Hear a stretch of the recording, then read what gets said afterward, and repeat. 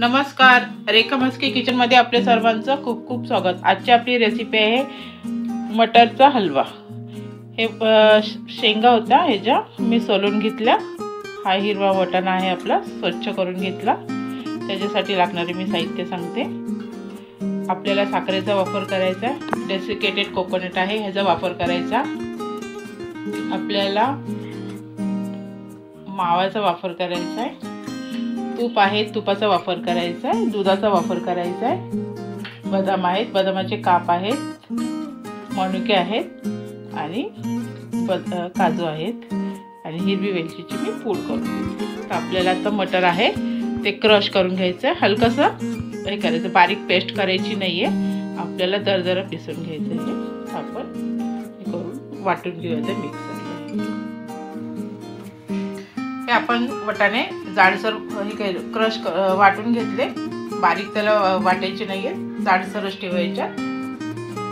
आता मी हे करते, तूप घालते, तवा इथे गरम करायला ठेवलाय, पॅन हा गरम केलाय, मी 2 चमचे आता तूप घालते। तूप हे आपण घरातलंच आहे बनवलेलं।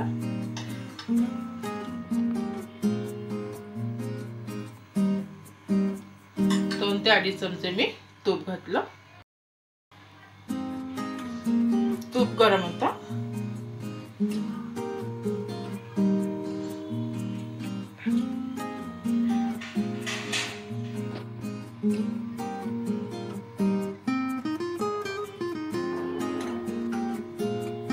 तूप गरम झालं,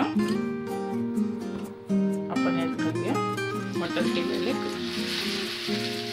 मिक्सर मध्ये बारीक पेस्ट करून द्यायचा आपण। वरती म्हणजे गॅस आपल्याला मीडियम ठेवायचा आणि ह्याचा कच्चा पण जाईपर्यंत आपण ह्याला व्यवस्थित भाजून घेऊ। याला 10 ते 12 मिनिटं तरी आपल्याला हे भाजायला लागतील। आता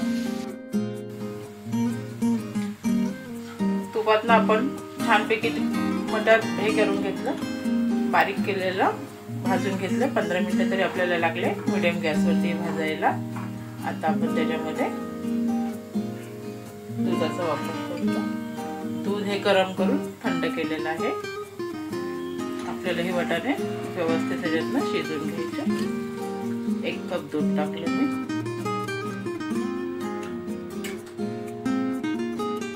मीडियम गॅसवरती आपल्याला शिजवून घ्यायचं।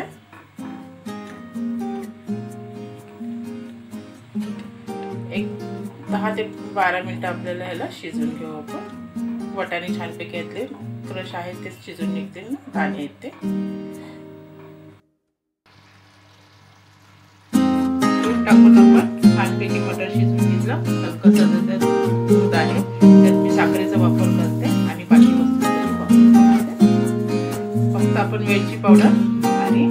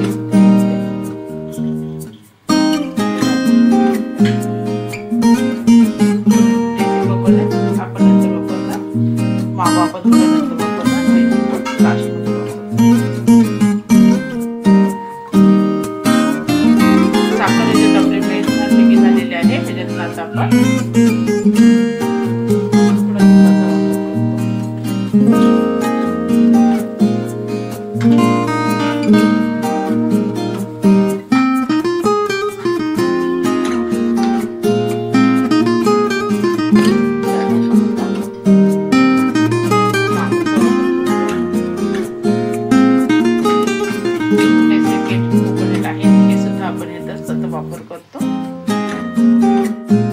यात आपण वेलची पावडर घालतो आणि गॅस आपण बंद करतो।